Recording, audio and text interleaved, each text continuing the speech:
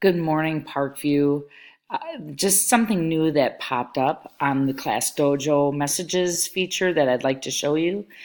There's a new feature called the new message, and there's still the other feature called all parents. All parents will allow you to send a common thread to all parents. So for instance, picture retake day is Wednesday, October 3rd. That goes out to all parents and responses come back as a thread to you. However, if you want to send out a message that makes each parent feel like they're getting a personalized message from you, click on the new message feature here, and then you'll see that if you hit select all, it sends these to each individual parent and it doesn't create a common thread. When this might be especially helpful is if you want to send a message to a parent saying your child had a great day and you really want to get it out to everybody. That's a cool thing.